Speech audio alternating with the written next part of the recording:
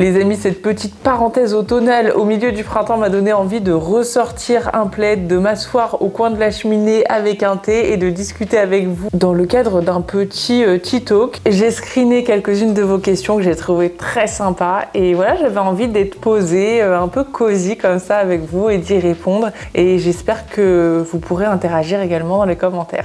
As-tu déjà essayé le jeûne intermittent, en particulier suppression repas du soir?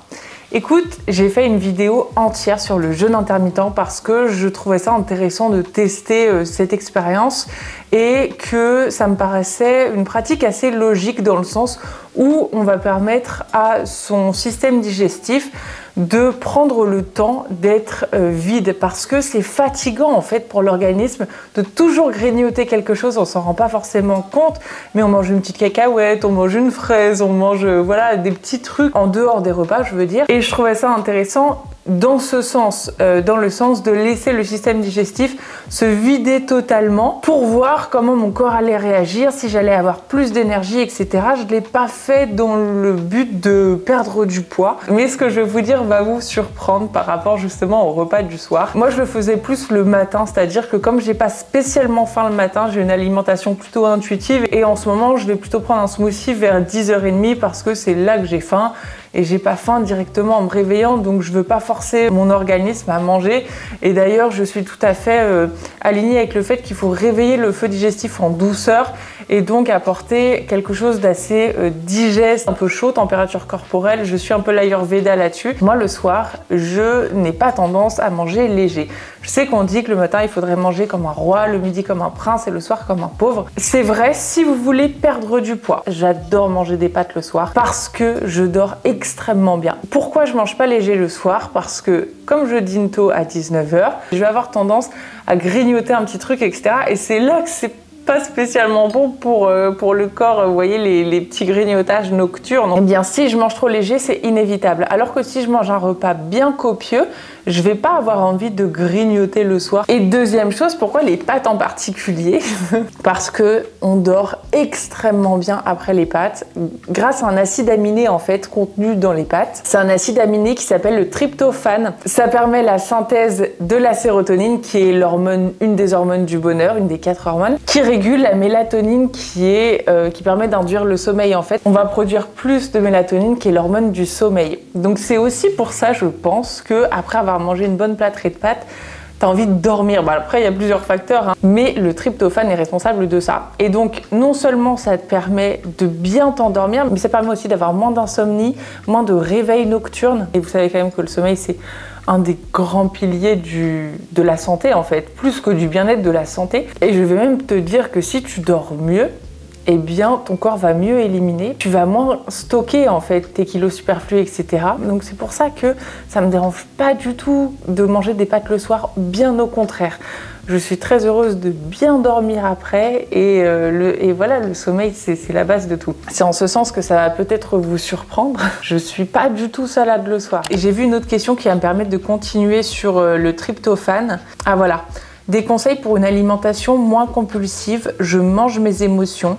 Sache déjà que c'est culpabilise pas, c'est tout à fait normal en fait, parce que lorsque l'on est stressé, on va chercher la source la plus rapide qui va nous donner des hormones du bonheur justement pour déstresser. Et ce qui sécrète de la sérotonine le plus rapidement, c'est quoi? C'est l'alimentation, et l'alimentation sucrée.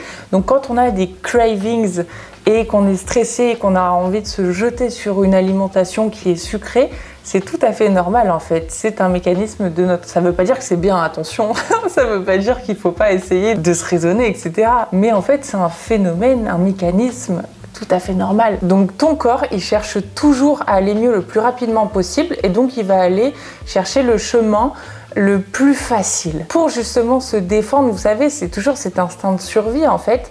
Mais si vous savez qu'il y a 4 hormones du bonheur, vous allez pouvoir essayer de vous raisonner un petit peu et de jouer là-dessus. Il y a effectivement la sérotonine, mais il y a également la dopamine, il y a l'ocytocine et il y a les endorphines. Commençons par un anti-stress qui peut être extrêmement rapide également, c'est de sécréter de l'ocytocine. Ça, ce sont les hormones du bonheur qui sont sécrétées via le lien. Donc par exemple, tu vas appeler ou aller voir une copine, tu vas aller voir ton chéri, ta chérie, faire un câlin, tu vas parler à ta mère au téléphone. Et ça, en fait, ça va générer l'ocytocine et ça va te déstresser, ça va t'apaiser. La connexion, en fait, humaine avec une personne. Donc ça, premier conseil. Deuxième conseil, tu vas pouvoir générer des endorphines. Ça va te demander un petit peu plus de discipline, un petit peu plus de rigueur, mais lorsqu'elles seront sécrétées, ça va te faire un bien-être fou. Ce sont les hormones en fait qui sont sécrétées après une séance de sport d'endurance.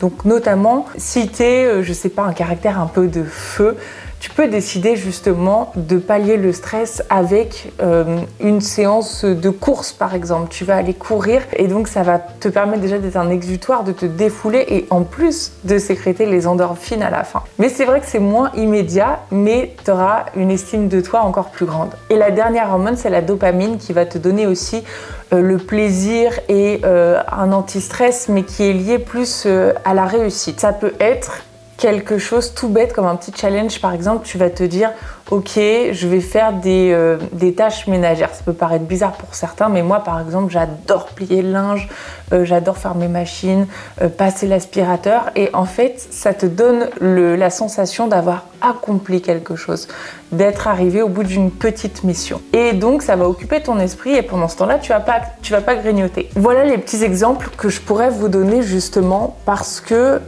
il n'y a pas uniquement l'alimentation qui permet de générer des hormones du plaisir et de la récompense et du bonheur et des anti-stress. Mais voilà, en fait, il faut le savoir et c'est vrai qu'on nous apprend pas forcément tout ça. Donc le fait de se dire ah ok, j'ai le choix. Certes, là, mon corps a envie de se diriger vers la solution la plus facile, mais qu'est-ce que je pourrais faire? Ok, réfléchis 2 secondes. Qu'est-ce que je pourrais faire à la place? Après, évidemment, faut pas confondre ça avec juste l'envie de manger une tarte au citron meringuée. Si tu as une envie super précise de tarte au citron meringuée, te prive pas en te disant ok, je vais étendre une machine. Non, excuse-moi, mais fais-toi plaisir aussi.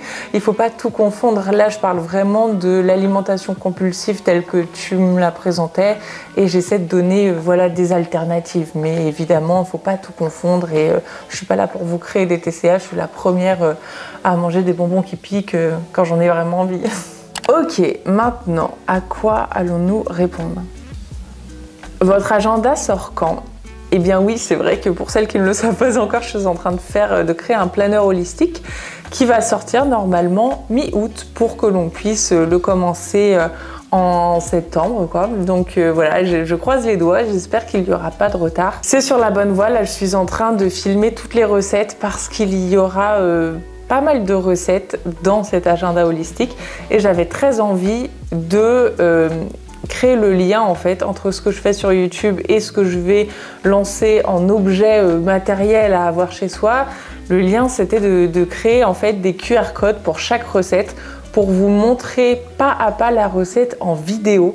Donc je suis en train de faire quelque chose de très esthétique mais hyper rapide. Ce sont des recettes d'1 minute 30 en vidéo, mais ça vous montre la marche à suivre et voilà, j'aime tellement filmer qu'il fallait qu'il y ait de la vidéo dedans. Donc ce seront des vidéos qui seront cachées en fait sur le site internet de ma marque et vous aurez juste à prendre votre appareil photo, le mettre au-dessus du QR code et là vous pourrez cliquer sur un lien de mon site internet qui vous ramènera directement à la vidéo et vous verrez tout. Dans le planeur, il y aura évidemment tous les ingrédients et la recette écrite, mais je trouve ça plus sympa de la faire également en vidéo. Donc voilà l'étape à laquelle j'en suis et j'espère que ce sera bon pour mi-août, mais sinon c'est pas grave, hein. C'est prévu comme ça, si ça se fait pas comme ça, bah c'est pas grave, ça sera un petit peu plus tard et voilà, je me stresse pas avec ça parce que ça sert à rien. Il n'y a pas mort d'homme et voilà quoi, c'est tout. Je suis tout le temps fatiguée et procrastine. Aurais-tu des idées pour un regain de motivation? Je pense pas que ce soit de la motivation dont tu aies besoin, très honnêtement. Je pense que l'on met trop de côté la fatigue psychique. On parle toujours de fatigue physique en fait, mais ça va avec le fait d'avoir énormément de choses auxquelles penser et de se fatiguer le cerveau. En fait, je pourrais carrément en faire une vidéo. Dites-moi si ça vous intéresse parce que je ne peux pas faire une réponse comme ça en 2 secondes. Il y a 3 ou voire 4 types de fatigue et il y a des actions très concrètes à mettre en place justement pour se recharger. Il n'y a pas uniquement le sommeil. Je pense qu'on se culpabilise beaucoup à se dire qu'on a une baisse de motivation alors que la motivation n'est pas la cause. Donc voilà, dites-moi si ça vous intéresserait ce genre de vidéo. Tu voyages cet été? Non, franchement, je pense pas. Parce que justement, j'ai mon planeur à terminer, j'ai beaucoup de travail en ce moment, donc on va peut-être partir plus en septembre. Voilà, cet été, je vais avoir énormément de travail, surtout que je vais emballer toutes les commandes moi-même. En fait, je veux voir comment ça fait.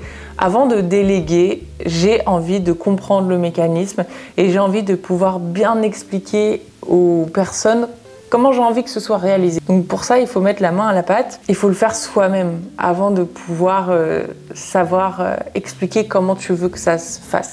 Ah, fallait absolument que je réponde à ça. Aimerais-tu faire une vidéo sur les soins cosmétiques cruelty-free uniquement? J'ai reçu beaucoup de fois cette question et ce commentaire en fait. Il faut que vous sachiez qu'en France, c'est absolument interdit de tester sur les animaux et qu'en fait, cruelty-free, c'est juste un argument marketing. Je sais, c'est peut-être depuis 2009, quelque chose comme ça, mais en fait, vous savez, quand j'ai passé le certificat d'influence responsable, que j'ai eu d'ailleurs, youhou, c'était assez facile, il nous indiquait qu'en théorie, on n'avait pas le droit de dire qu'une marque était cruelty-free, tout simplement parce que c'est obligatoire. Et donc, il y a trop de marques qui surfent sur ce phénomène et qui surfent avec la sensibilité des gens, qui mettent ça en avant, alors que en France, en fait, tous les produits que tu vois en France n'ont pas été testés sur les animaux parce que c'est interdit. Maintenant, la petite nuance, c'est qu'il y a certaines marques qui ont envie de profiter du marché chinois, parce que la Chine est un énorme marché qui rapporte énormément d'argent. Donc elles n'ont pas envie de se fermer les portes de la Chine.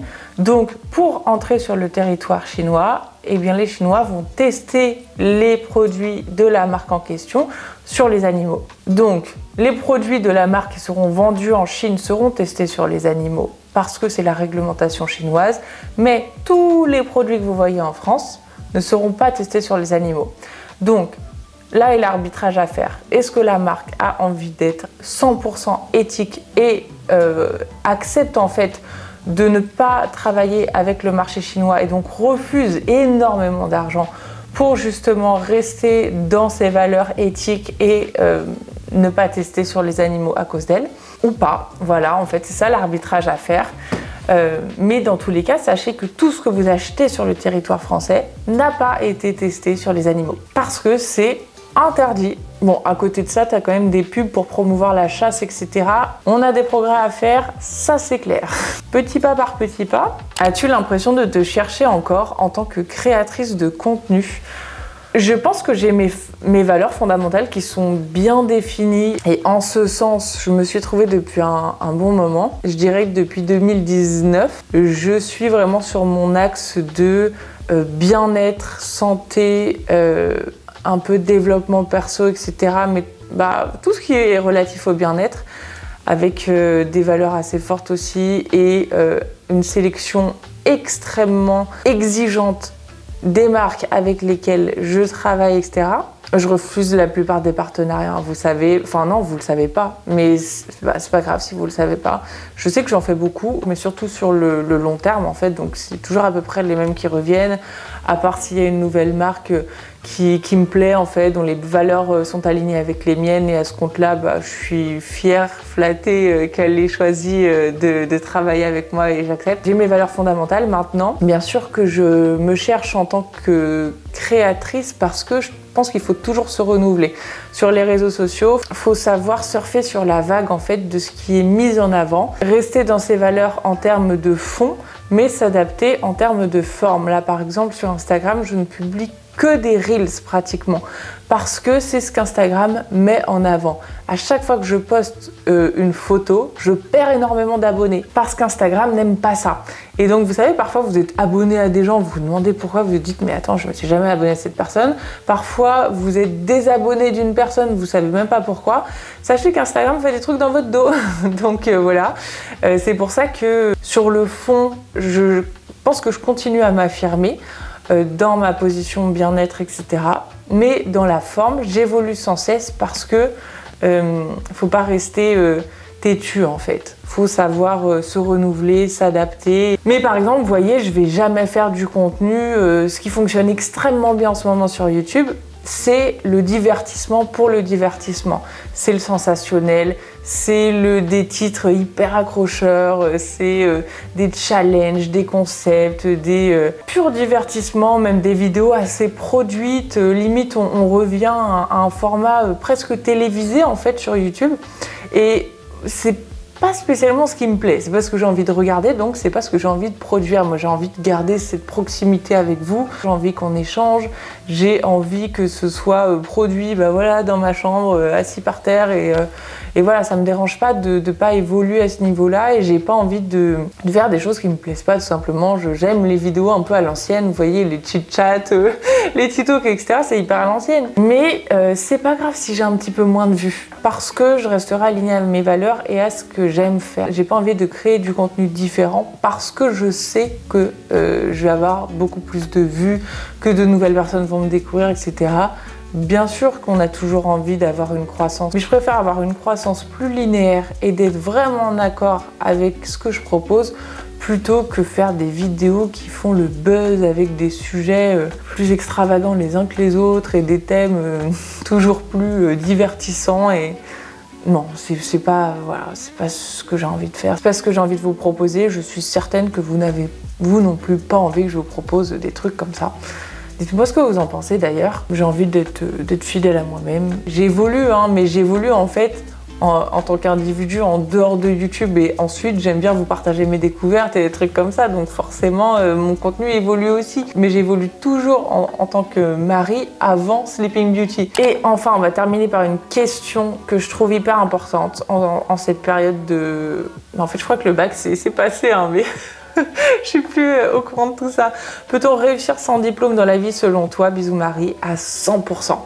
En fait, à l'époque de nos parents, c'était moins sûr de réussir sans diplôme parce qu'il n'y avait pas toute cette possibilité, tous ces nouveaux métiers. Aujourd'hui, tu as accès à Internet, tu peux créer ton propre métier, ça c'est un truc de fou. Peut-être que nos grands-parents et nos parents ont encore cette vision de tu dois faire des études pour avoir un bon travail et donc pour avoir de l'argent, pour être à l'abri. À l'époque, c'est vrai, c'était comme ça. Aujourd'hui, plus du tout. Bien sûr que non. Et d'ailleurs, la plupart des gens, leurs métiers n'ont aucun lien avec les études qui sont faites. Et je veux pas dénigrer pour autant les études, parce que évidemment que ça t'apprend beaucoup de choses. Au-delà du contenu en fait de l'enseignement, ça t'apprend une certaine rigueur, une certaine discipline, une forme de ponctualité, une forme de respect, une forme de réussir à travailler en groupe, et toutes ces valeurs-là sont hyper importantes. Tu n'as pas besoin d'un diplôme pour réussir dans la vie. Je ne me suis jamais servi de mon bac mention très bien. Je ne me suis jamais servi de mon master. En termes de diplôme en tant que tel, je n'en ai jamais eu l'utilité. Maintenant, je ne regrette absolument pas parce que j'ai vécu des expériences et j'ai appris des choses qui vont me servir toute ma vie. Mais en soi, le contenu des études et le bout de papier en lui-même, vous n'en avez absolument pas besoin pour à la fois avoir du succès, c'est-à-dire être heureux, faire quelque chose qui vous plaît, et avoir du succès aussi financièrement. Vous n'avez pas besoin d'études pour bien gagner votre vie. Voilà les amis, je voulais terminer là-dessus. J'espère que ce petit TikTok vous aura plu. Moi j'adore faire ce genre de vidéos, être posé, etc. Laissez-moi terminer mon thé quand même pour boucler la boucle. C'était un petit thé blanc fleur de sureau et c'était absolument délicieux. N'hésitez pas à réagir aux différents thèmes dans les commentaires. J'adore vous lire, ça me fait énormément plaisir. Donc merci beaucoup pour votre soutien, vos encouragements. Je sais qu'il y a certaines personnes qui sont toujours là dans les commentaires. Elles vont toujours prendre 30 secondes pour me laisser un petit mot et franchement ça me touche énormément. Je reconnais vos photos de profil, vos noms, etc. Vraiment ça me fait trop plaisir. Donc merci mille fois. On se retrouve tout de suite sur Instagram pour celles qui ont un compte. Et puis sinon, dimanche prochain à 10h du matin pour un weekly vlog qui va être très sympa, que j'ai commencé à tourner à Paris d'ailleurs. Donc voilà, trop hâte. À dimanche. Bye. Prenez soin de vous.